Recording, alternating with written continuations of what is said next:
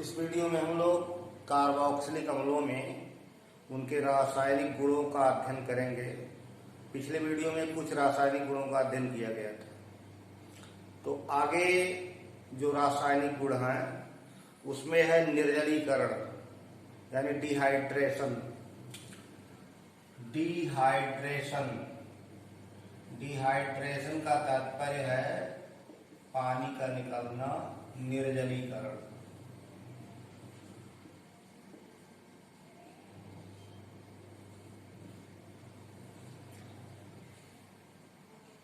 Monocarboxylic अम्लों को phosphorus pentoxide के साथ गर्म कर दिया जाए तो कार्बोक्सिलिक अम्लों में से जल का अणु निकल जाता है और उनके एनहाइड्राइड प्राप्त होते हैं, यानी अम्लों के एनहाइड्राइड प्राप्त होंगे।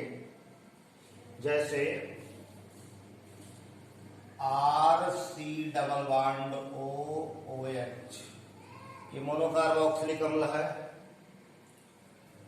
और फास्फोरस पेंटाऑक्साइड की उपस्थिति में गर्म किया गया तो अम्ल के दो अणु से जल का एक अणु निष्कासित होगा, बनेगा RCOOCOR, एसिड एनहाइड्राइड। ये एसिड एनहाइड्राइड का फार्मूला है, जिसको शॉर्ट फॉर्म में RCO का ट्वाइस O लिखा जा सकता है। जैसे एसिटिक अम्ल है CH3COOH, एसिटिक एसिड को फास्फोरस पेंटाऑक्साइड के साथ गर्म करेंगे तो CH3COOCOCH3।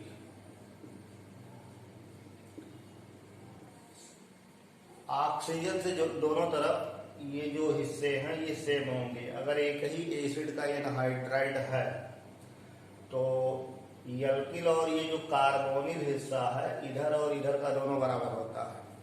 तो एक एसिड का एनहाइड्राइड होगा तो एसिड का ही नाम लेंगे और पीछे एनहाइड्राइड जोड़ देंगे। जैसे एसिटिक एसिड है तो एसिटिक एसिड का ये एनहाइड्राइड कहलाएगा, तो इसको एसिटिक एनहाइड्राइड कहते हैं। Acetic anhydride, ethanoic anhydride. IUPAC में जो एसिड का आईपीएसी नाम है उसी में एनहाइड्राइड शब्द जोड़ देते हैं। और अगर दो प्रकार के मतलब दो भिन्न अम्लों के एनहाइड्राइड है तो दोनों अम्लों का नाम लिया जाएगा और पीछे एनहाइड्राइड जोड़ देंगे। तो इस तरह अम्लों के डिहाइड्रेशन से, अम्लों के निर्जलीकरण से एनहाइड्राइड प्राप्त होते हैं। ऐसे अम्ल के अमोनियम लवणों पर ताप का प्रभाव है, इफेक्ट ऑफ टेम्परेचर, ताप का प्रभाव।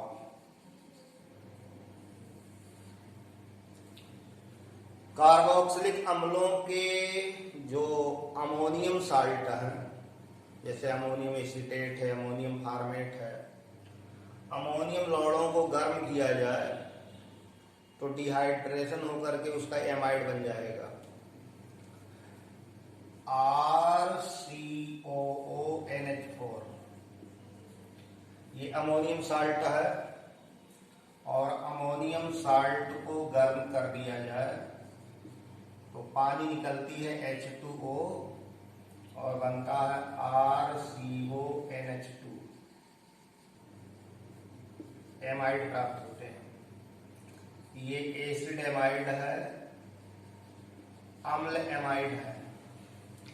अब जैसे एसिटिक अम्ल का अमोनियम साल्ट जिसको अमोनियम एसीटेट कहते हैं, अमोनियम एसीटेट को गर्म कर दिया जाए तो एसिटेमाइड बनेगा। अमोनियम एसीटेट का सूत्र है CH3COONH4, ammonium acetate. Ammonium acetate on heating gives acetamide CH3CONH2 एसीटामाइड बनता है। तो इस तरह अगर आपको अम्लों के एमाइड बनाने हैं तो अम्ल से पहले अमोनियम साल्ट बना लीजिए और अमोनियम साल्टों को गर्म करेंगे तो उसका एमाइड बन जाएगा। जैसे एस्टिक अम्ल से एस्टेमाइड बनाने के लिए पूछा जाए तो एस्टिक अम्ल की अमोनिया से अभिक्रिया करा दीजिए, तो एस्टिक अम्ल अमोनिया से अभिक्रिया करके अमोनियम एसीटेट बनाएगा और अमोनियम एसीटेट को गर्म कर देंगे तो एसीटामाइड बन जाएगा। तो अम्ल के अमोनियम लौड़ों को गर्म करने पर अम्ल एमाइड बनते हैं। एमाइड बनाने की विधि है और इसका कन्वर्जन में भी आप योगदान कर सकते हैं। बड़े आसानी से एमाइड बनाए जा सकते हैं।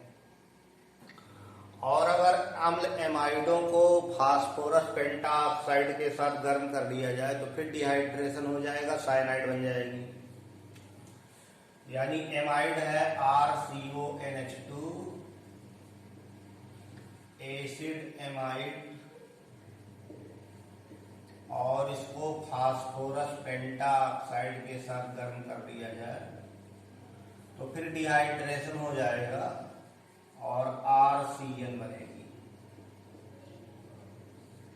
ये साइनाइड है, एल्किल साइनाइड या नाइट्राइल कहते हैं। तो ये डिहाइड्रेशन है, यानी अम्ल के अमोनियम लवणों को गर्म करिए एमाइड बनेगा।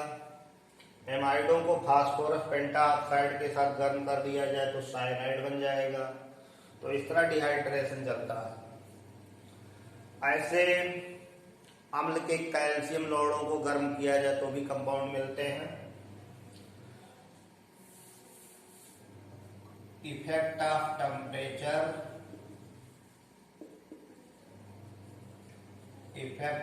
Temperature on calcium salts. Calcium लवणों पर ताप का प्रभाव।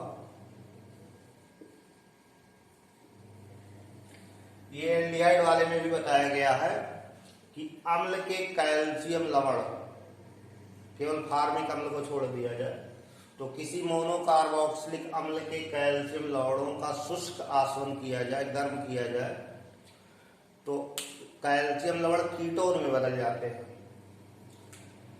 यानी RCOO का होल ट्वाइस Ca, ये कैल्शियम साल्ट का फार्मूला है।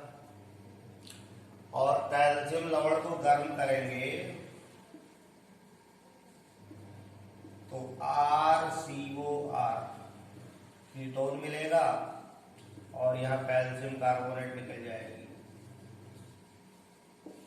तो अम्ल के कैल्शियम लवणों को गर्म करने पर कीटोन बनते हैं, लेकिन वहीं फार्मिक अम्ल का लिया जाएगा तो एल्डिहाइड बन जाएगा। फार्मिक अम्ल का व्यवहार अन्य अम्लों से अलग है।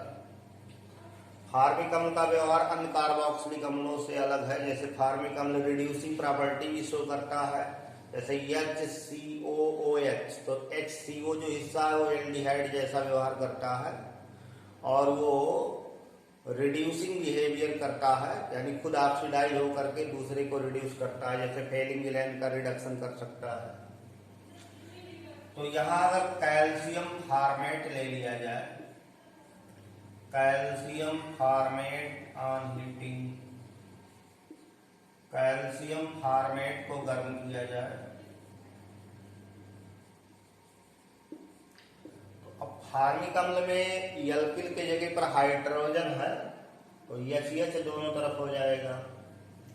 तो HH हो जाएगा तो वो एल्डिहाइड हो जाएगा, HCHO। फार्मल्डिहाइड, ये फार्मल्डिहाइड है, फार्मल्डिहाइड, मेथेनल। और एल्किल वाला कोई एसिड लिया जाएगा, जैसे कैल्शियम एसीटेट है,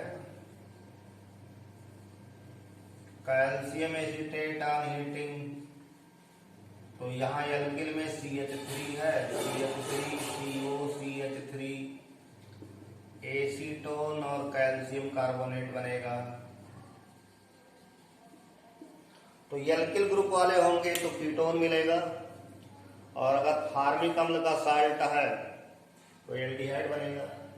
दूसरा, अगर फार्मेट को इसमें मिला दिया जाए तो भी एल्डिहाइड मिलेगा, यानी कैल्शियम एसीटेट और कैल्शियम फार्मेट के मिश्रण को गर्म कर दिया जाए,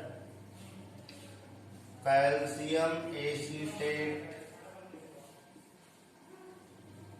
और कैल्शियम फार्मेट। कैल्शियम फार्मेट को किसी कार्बोक्सिलिक अम्ल के कैल्शियम लवण में मिलाएंगे, ये अगर है साथ में किसी कार्बोक्सिलिक अम्ल के कैल्शियम लवण में कैल्शियम फार्मेट को मिलाया गया और फिर गर्म किया गया, तो गर्म करने पर एल्डिहाइड बनेंगे, RCHO, यानी यहां CH3CHO बन जाएगा एल्डिहाइड। ये एसिटाल्डिहाइड है। तो ध्यान रहे, किसी कार्बोक्सिलिक अम्ल या किसी फैटी अम्ल के कैल्शियम साल्ट का शुष्क आसवन करेंगे तो कीटोन मिलेगा, लेकिन कैल्शियम फार्मेट मिला करके गर्म करेंगे तो एल्डिहाइड मिलेगा, और कैल्शियम फार्मेट को अकेले गर्म करेंगे तो भी एल्डिहाइड मिलेगा, फॉर्मल्डिहाइड। तो ये कैल्शियम लवण पर ताप का प्रभाव है। इस चैप्टर में एक महत्वपूर्ण अभिक्रिया है, बहुत ही महत्वपूर्ण है, जिसको श्मिट रिएक्शन के नाम से जानते हैं। एक बहुत ही इंपॉर्टेंट अभिक्रिया है श्मिट रिएक्शन।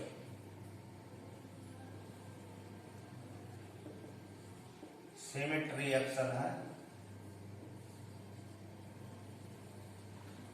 श्मिट रिएक्शन का महत्व ये है कि कार्बोक्सिलिक ग्रुप को एमीन ग्रुप में बदल देता है, और दूसरा, कार्बन की संख्या भी कम हो जाती है, यानी जितने कार्बन का एसिड होगा एक कार्बन कम हो जाएगा।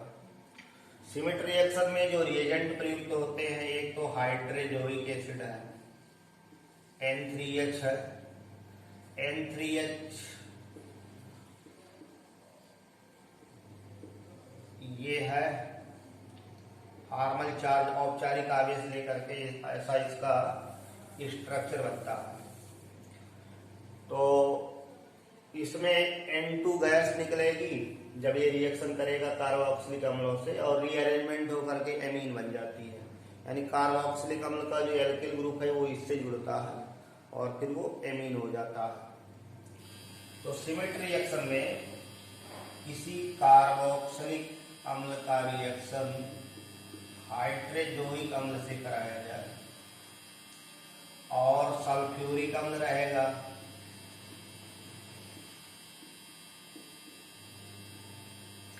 N3H। नाइट्रोजन के बहुत सारे हाइड्राइड हैं, जैसे अमोनिया है, हाइड्रोजीन है, वैसे ये हाइड्रोजोइक एसिड कहलाती है। तो ये नाइट्रोजन का हाइड्राइड है, लेकिन हाइड्रोजोइक एसिड है N3H। तो हाइड्रोजोइक अम्ल से अभिक्रिया कराएंगे तो अब देखिए समझने में, तो ये CO2 निकल जाएगी, इसमें से डीकार्बोक्सिलेशन भी होगा और N2 निकलेगी, तो बनेगा RNH2। 1 डिग्री एमीने बनती है, प्राइमरी एमीन बनती है, 1 डिग्री एमीन बनती है। यानी किसी मोनोकार्बोक्सिलिक एसिड की हाइड्रोजोइक एसिड से अभिक्रिया कराएंगे तो कार्बोक्सिलिक का कार्बन निकल गया, CO2 के फॉर्म में निकल गया, इसमें रीअरेंजमेंट रिएक्शन होता है, पुनर्विन्यासित अभिक्रिया होती है और 1 डिग्री एमीन बनते हैं, कार्बन की संख्या 1 कम हो जाती है। जैसे एसिटिक अम्ल है, एसिटिक एसिड की हाइड्रोजोइक एसिड से अभिक्रिया कराएंगे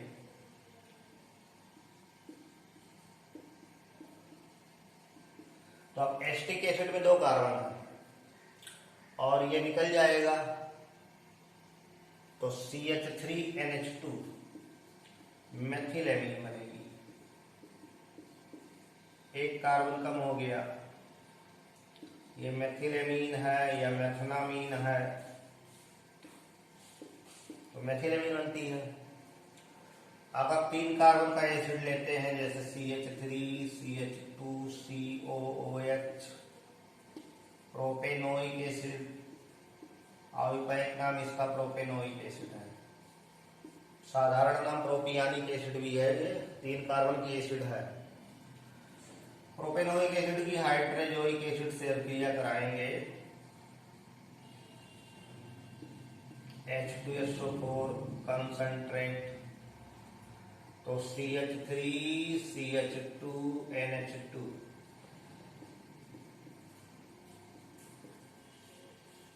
एथिलेमीन बनेगा। 2 कार्बन की अमीन बनेगी यहाँ, यानी 3 कार्बन का एसिड है तो 2 कार्बन की अमीन बन जाएगी। तो महत्वपूर्ण रिएक्शन है सिमेट रिएक्शन।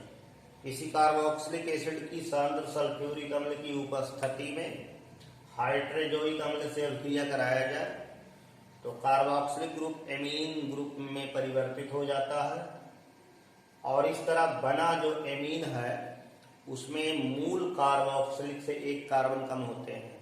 यानी श्रृंखला का अवरोहण करना है, श्रृंखला में कार्बन की संख्या घटानी है तो सिमेट का प्रयोग कर सकते हैं। तो बहुत महत्वपूर्ण अभिक्रिया है। ऐसे इस चैप्टर में एक महत्वपूर्ण अभिक्रिया है बोरोडीन हुन्स-डीकर के नाम से जानी जाती है। बोरोडीन हुन्स-डीकर अभिक्रिया है। बोरोडीन हुन्स-डीकर, बोरोडीन हुन्स-डीकर अभिक्रिया है।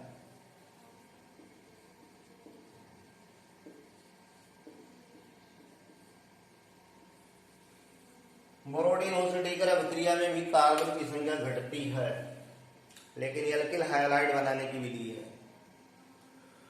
किसी कार्बोक्सिलिक अम्ल के सिल्वर लवण की अभिक्रिया क्लोरीन या ब्रोमीन से कराई जाती है। कार्बन टेट्राक्लोराइड विलायक के रूप में प्रयोग किया जाता है। तो किसी कार्बोक्सिलिक अम्ल के सिल्वर लवण, silver salt of carboxylic acid, carboxylic अम्ल के सिल्वर लवण की अभिक्रिया, ये सिल्वर साल्ट है, silver salt of carboxylic acid, carboxylic अम्ल के सिल्वर लवण की अभिक्रिया क्लोरीन या ब्रोमीन के साथ कराते हैं। कार्बन टेट्राक्लोराइड यहाँ विलायक के रूप में होता है, तो अब 1 कार्बन कम होगा, RCl बनेगा, एल्किल क्लोराइड, कार्बन डाइऑक्साइड निकल गई और सिल्वर क्लोराइड बन गया। तो कार्बन घट गया, कार्बन की संख्या मूल एसिड से कम है, लेकिन एल्किल क्लोराइड या ब्रोमीन से कराएंगे तो ब्रोमाइड बनेगा, एल्किल क्लोराइड। तो एल्किल हैलाइड बनाने की विधि है, लेकिन ध्यान रहे कार्बन की संख्या इसमें घटती है, कार्बन की संख्या घट जाती है, यानी अवरोहण में इसका योगदान है। जैसे CH3COOAG, ये सिल्वर एसीटेट है, सिल्वर एसीटेट।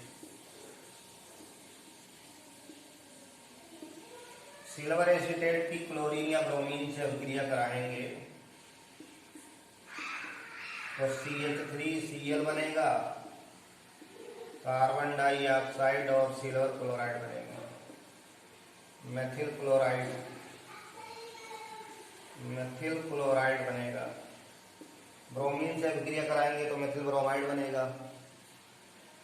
जैसे यहाँ सिल्वर प्रोपियोनेट ले लिया जाए, CH3CH2COOAG, silver propionate, silver propionate ले लिया जाए और इसकी अभिक्रिया ब्रोमीन से कराओ Br2 से, तो आपको मिलेगा CH3CH2Br, एथिल ब्रोमाइड मिलेगा। तो एथिल ब्रोमाइड प्राप्त होगा, एथिल ब्रोमाइड बनता है। तो इस तरह कार्बन की संख्या घट सकती है। तो दोनों ही अभिक्रियाएं महत्वपूर्ण हैं, एक जो सीमेंट बताया और बोरोडीन हुल्सडीकर। तो इस तरह इस वीडियो में आपको महत्वपूर्ण कुछ अभिक्रियाएं बताई गई हैं, जैसे अमोनियम साल्ट पर टेम्परेचर का क्या इफेक्ट है, कैल्शियम साल्ट पर क्या इफेक्ट है, सीमेंट रिएक्शन, बोरोडीन हुल्सडीकर रिएक्शन। आगे हम लोग रिएक्शन जो महत्वपूर्ण रिएक्शन है आगे फिर पढ़ेंगे अगले वीडियो में। धन्यवाद।